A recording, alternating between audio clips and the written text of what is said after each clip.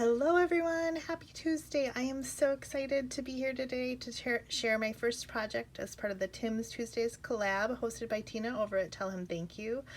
I thought when I saw Tina post the call for this collab, I was super excited because I have lots of Tim Holtz products and wanted kind of the incentive or opportunity to use them and share some projects. So I will have a list below of everyone participating in the collaboration. Please go and check all these projects out. There's some really talented individuals participating, and I'm excited to see what everyone is creating for this collaboration. So, and as an incentive, we will all be giving away prizes. So please comment, and then depending each person, I'm planning to give mine out at the end, kind of based on all comments throughout the whole collab. So every Tuesday we'll be bringing you new videos at 10 a.m. Central time, and so you can go and check out everybody's projects. So hopefully lots of inspiration, and would love to see what you're creating too. So I use this stamp set. I don't know if it's Christmas in July or what, but I felt like creating some Christmas projects. And so I had not used this. I think I got it at Hobby Lobby a few years ago, and I had all kinds of ideas on how I was going to use it. They all maybe didn't go quite as I had planned. So I will first say I ended up using a lot of distress cardstock. I think I used more than half a pack here probably, and had some duds along the way, but I think as I played with this stamp set more, I got to understand like what I was doing with it. So I only have one project to share as part of that, and I'll share my project here and then some of the other items that I use. So I created this card, stamping it on some of the distress, the smoother side of the distress watercolor cardstock, and I used my distress markers. Quick share those colors that I used. My lighting is not great here today. Peeled paint, pine needles, and forest moss for the green parts. And then I used fired brick and festive berries. Now I really wanted to do barn door for the poinsettias, but my barn door is pretty much dried up. So things didn't go quite as planned that way. But anyway, so I like that you can cut the whole wreath out with this die and then some of the individual pieces.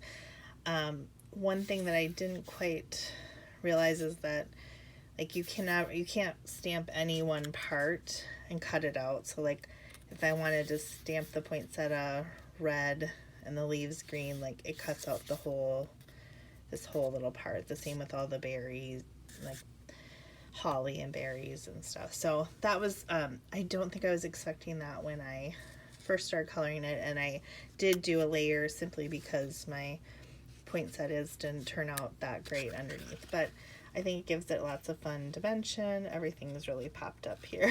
So yeah, so anyway, this kind of sharing it, I had fun doing it, but yeah, it just wasn't all turning out quite as I had hoped. So in the background I pulled out this is like some sheet music. It's a Tim Holtz. I don't have anything labeled, it's just in my stack of embossing folders, but it's, yeah, just a piece of sheet music, and I thought that would be fun to put on this sandable Coordinations color core cardstock that I've had forever, and a whole stack of it here. I think I got this when Archivers was still around.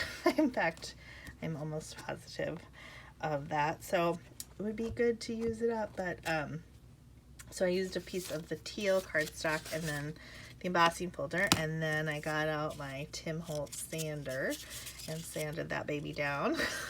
And so I think it's kind of a fun little look, distress look in the background. And then I of course used my little distressing tool, my Tim Holtz tonic distressor, to do the edges here. So, and the card base is from recollections from many years ago at Michael's. So this is a use your stash collab for me. Just using what I have. And then this is a random piece of kind of little brown ribbon that I found, pulled out, one of the first ones I saw in the drawer. I thought it would be cute with that. Didn't put a sentiment on it.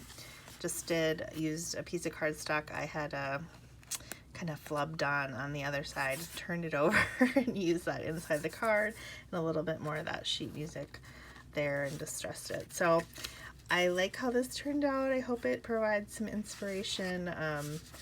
I love vintagey, like distressed looking cards. I don't do them a lot. I don't by myself, so I'm kind of getting excited to get back into that. And I've also seen some items in my stash that I'm thinking a very clean and simple modern look with bright colors too, that I'm excited to try. So come visit us next Tuesday for this collab, and check out all the other projects and see what everyone's making. Thanks so much for stopping by.